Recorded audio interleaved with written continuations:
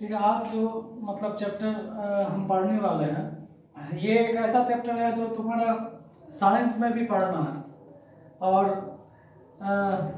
Geography से के उद्देश्य से भी ये चैप्टर तुम्हारा है कि जिसको ज्योग्राफी में भी हमको पढ़ना पड़ता है।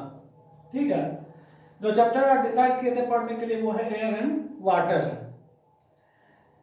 इस चैप्टर में जो हम आज पढ़ाएंगे उसमें बहुत ज़्यादा मटेरियल तो नहीं दे सकते क्योंकि वीडियो छोटा रहता है, तो हम उस उद्देश्य से पढ़ा रहे हैं ताकि यहाँ पढ़ने के बाद जब तुम उस चैप्टर को अपने अपने क्लास के हिसाब से पढ़ोगे तो तुमको समझ में आएगा कि ये मतलब इसका डिटेल इस तरह से हम पढ़ के समझ सकते हैं। ठीक है।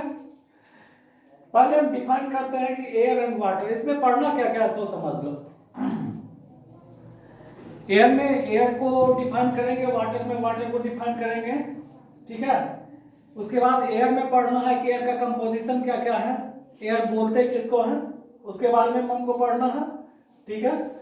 उसके बाद एयर को हम मतलब देखेंगे कि जो मतलब इसके डायग्राम या चार्ट के हिसाब से, पाई चार्ट के हिसाब से कि जो है उसमें परसेंटेज जो है, जो मिक्सचर ऑफ गैसेस है एयर का, उसमें क्या क्या आता है। ठीक है। सबसे पहले एयर को डिफाइन करते हैं।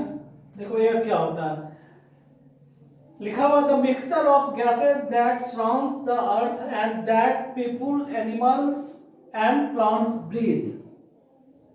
The mixture of gases that surrounds the earth, गैसों का मिश्रण है, मिक्सचर है ना। मिक्सचर किसको समझता है, जब कई चीज को हम एक साथ मिलाते हैं तो क्या होता है, मिक्सचर उसको बोलते हैं ना। जैसे दाल को, नमक को, इस तरह का कई चीज मिलाते हैं तो उससे मिक्सचर बनता है।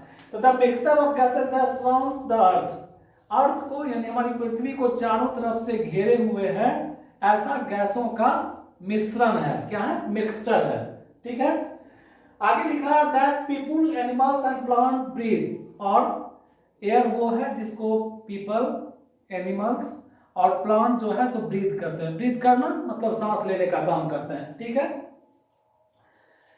अब इसमें जो हमको इसके आगे एयर में पढ़ना है, उसमें पढ़ना है the main gases in the air are.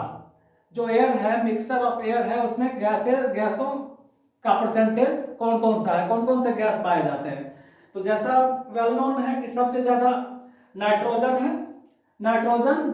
ठीक है। उसके बाद ऑक्सीजन है, कार्बन डाइऑक्साइड है और कई अदर इनर्ट गैसेस उसमें पाए जाते हैं।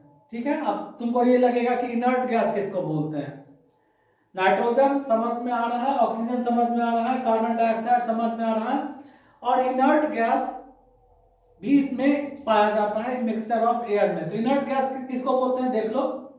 ए gas which does not undergo chemical reactions under a set of conditions. Inert gas उस गैस को बोलते हैं जिसके बारे में लिखा है gas which does not undergo chemical reaction. एक ऐसा गैस जो जिस पे केमिकल रिएक्शन का असर नहीं होता है, केमिकल रिएक्शन का असर जिस पर नहीं होता है। ठीक है। किसी विशेष अवस्था में, किसी विशेष कंडीशन में अगर किसी गैस पे केमिकल रिएक्शन का असर नहीं होता है तो उसे बोलते हैं इनर्ट गैस। क्या बोलते हैं, इनर्ट गैस बोलते हैं। ठीक है। अब इस चार्ट के हिसाब से देख लो, जैसा कि हमने बताया था नाइट्रोजन जो मिक्सचर ऑफ गैसेस में मैक्सिमम परसेंटेज को गेन करके रखा है, उसका नाम वो है नाइट्रोजन 78.09%। ऑक्सीजन, ठीक है, 20.95%, ऑर्गन 0.93%, और कार्बन डाइऑक्साइड जिसे CO2 कहते हैं वो 0.04%। यानी अगर 100% मान लें तो 100% में जो मिक्सचर ऑफ गैसेस है और इसका जो परसेंटेज है वो इसके हिसाब से है। मैक्सिमम नाइट्रोजन का है, उसके बाद ऑक्सीजन का है, उसके बाद ऑर्गन का है और CO2 का है। ठीक है। और अदर गैसेस भी हैं। इस चार्ट के हिसाब से हम इसको समझ सकते हैं। जब डिटेल बुक में पढ़ेंगे तो और बेहतर उसको समझ सकते हैं। इसके आगे जो पढ़ना है प्रॉपर्टीज ऑफ एयर पढ़ना। एयर का प्रॉपर्टीज क्या क्या है। जैसा कि हम सभी जानते हैं एयर ऑक्युपाइज स्पेसेस। एयर जो है सो स्पेस छेदता है, घेरता है। कैसे, बैलून में अगर एयर को पंप करते हैं तो बैलून बड़ा होता है ना, इसका मतलब जो है एयर के कारण बैलून जो है बड़ा हुआ, यानी एयर जो है स्पेस घेरता है इसलिए। ठीक है, दूसरा है एयर हैज वेट, एयर में वेट भी होता है, वेट मतलब भार, एयर में वेट भी होता है, एयर हैज वेट। और तीसरा है air is used for burning, और किसी चीज को जलाने में भी एयर का काम करता है। ये 3 मेन प्रॉपर्टीज ऑफ एयर हैं, जिसमें पहला मैंने बताया air occupies space, air has weight and air is used for burning. ठीक है, चार्ट के आधार पे अगर हम देखते हैं, जैसा कि पहले हम देख चुके हैं, नाइट्रोजन जिसका परसेंटेज है एयर के मिक्सचर में 78.08%, और जिसे N2 के नाम से जानते हैं। ऑक्सीजन जिसका परसेंटेज है 20.95%, जिसे O2 कहते हैं। ऑर्गन जिसका परसेंटेज है थर्ड पोजीशन पे आता है 0.93%, और जिसे एयर के नाम से जानते हैं। ठीक है, इसको जब अपने अपने क्लास के हिसाब से अपने चैप्टर में जाकर डिटेल में पढ़ोगे तो ये तुमको हेल्प करेगा समझने में। अब वाटर को देखते हैं, वाटर क्या है। वाटर को पहले डिफाइन करते हैं। वाटर को 2 तरह से डिफाइन करेंगे, एक सिंपलेस्ट फॉर्म में और एक थोड़ा सा जो उससे बेहतर हो।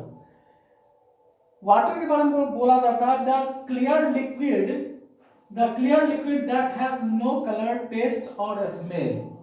क्लियर लिक्विड मतलब पानी क्या होता है, साफ होता है ना, तो क्लियर मतलब साफ। ठीक है, clear liquid that has no colour, taste और स्मेल, उसका कोई कलर नहीं होगा, कोई टेस्ट नहीं होगा और कोई स्मेल नहीं होगा। जब हम अपने क्लास के बुक में जाकर इस चैप्टर को पढ़ेंगे तो ये सारा डिटेल में इसके बारे में जानोगे तुम।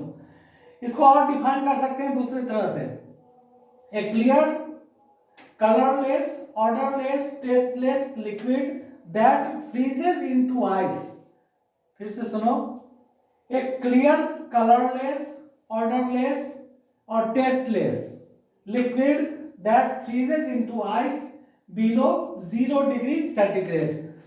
वाटर को जब 0 डिग्री सेंटीग्रेड के नीचे ले जाएंगे तो किस में कन्वर्ट होगा, आइस में। किसमें कन्वर्ट हो जाएगा, आइस में कन्वर्ट होगा, centigrade, and boils above 100 degree centigrade. और उसी वाटर को जब हम मोर देन 100 डिग्री सेंटीग्रेड पे में ले जाते हैं तो वो बॉयल करने लगता है। क्या होता है, बॉयल करने लगता है। ठीक है, about 3/4 of earth consist of water. हमारी पृथ्वी जो है, हमारे अर्थ का, अगर अर्थ को टोटल 4 भाग में बांट दिया जाए, 4 भाग में बांट दिया जाए अर्थ को, जैसे ये अर्थ है, अगर इसको 4 भाग में बांटते हैं तो इसका 3 हिस्सा जो है ये किस चीज से है, वाटर से भरा हुआ है। किस चीज से भरा हुआ है, तो वाटर से। जैसे हम इसको चार्ट के आधार पर देख लेते हैं डायग्राम के हिसाब से कि अर्थ जो है, जैसे ये अर्थ है, अर्थ में 3/4 यानी 75% वाटर है, 25% लैंड है। ठीक है, समझ में आ रहा है। 75% वाटर में को अगर कन्वर्ट करते हैं तो 98% लिक्विड फॉर्म में है, 2% आइस यानी सॉलिड फॉर्म में है। इसमें से 75% वाटर यानी जो अर्थ का हिस्सा है 3/4, उसमें 98% लिक्विड फॉर्म में है, 2% आइस लिक्विड है। ठीक है, आइस यानी कि सॉलिड फॉर्म में है। इस 98% को अगर कन्वर्ट करते हैं, ठीक है, डिस्ट्रीब्यूट करते हैं तो 97.4% साल्टी वाटर है, जो समुद्र का पानी है, नमकीन पानी है, जो यूजेबल नहीं है। ठीक है, यूजेबल नहीं है। कितना परसेंट, 97.4% साल्टी वाटर है, नॉट फिट फॉर कंजम्पशन। ये जो है कंजम्पशन उपयोग करने के लिए फिट नहीं है। 2.6% फ्रेश वाटर है। फ्रेश वाटर यानी वैसा पानी, वैसा वाटर जिसका हम उपयोग कर सकते हैं, जो हमारे उपयोग के लिए है। साल्टी वाटर का उपयोग क्या करोगे, कुछ नहीं, विशेष इसका कोई यूज नहीं कर सकते हो, तुम अपने काम के लिए यूज नहीं कर सकते हो। 2.6% फ्रेश वाटर है, फिट फॉर कंजम्पशन, जिसका उपयोग करने के लिए जिसका हम उपयोग कर सकते हैं वो है 2.6% फ्रेश वाटर। इसको फिर डिस्ट्रीब्यूट करते हैं तो इस 2.6% फ्रेश वाटर में 1.98% आइस कैप्स है। वो आइस कैप्स जो माउंटेन वगैरह के पीक पे होता है, ठीक है, वो आइस कैप्स के रूप में है। 0.61% ग्राउंड वाटर है, ग्राउंड वाटर के रूप में जमीन के अंदर का पानी है, और 0.01% अवेलेबल फॉर कंजम्पशन, मात्र हमारे उपयोग के लिए जो पानी की मात्रा है उसका परसेंटेज देख लो कितना कम है, 0.01%। लेकिन हम लोग बर्बाद कितना पानी करते हैं, ठीक है। बोला water the 3 forms of water, water का 3 फॉर्म होता है ना, सॉलिड, लिक्विड और गैस, 3, ठीक है, 3 फॉर्म है, ठीक है। 3 फॉर्म्स ऑफ वाटर है, सॉलिड वाटर जिसको आइस बोलते हैं, लिक्विड वाटर जिसको वेट जो मतलब लिक्विड के फॉर्म में होता है, वाटर एज गैसेस, ये थर्ड फॉर्म ऑफ वाटर है, ठीक है। एक क्वेश्चन आता है जिसमें कि which is the purest form of water, सबसे प्योर वाटर का फॉर्म, सबसे प्योर वाटर कौन सा होता है, तो रेन वाटर होता है, ये पूछा जाता है। प्योरेस्ट फॉर्म ऑफ वाटर कौन सा है, सबसे प्योर, अगर एग्जाम में पूछेगा तो बताओगे रेन वाटर है, ठीक है। इसी को हम लोगों ने आज पढ़ा एयर एंड वाटर, ये चैप्टर साइंस का है, वैसे ज्योग्राफी में भी मिलता है, लेकिन इसको जाके अपने अपने बुक से जब डिटेल में इसको इसे पढ़ोगे तो मेरा पढ़ाया हुआ तुमको समझ में आएगा, और बुक में जाके इसको पढ़ के इसका क्वेश्चन आंसर पूरा करना, ठीक है।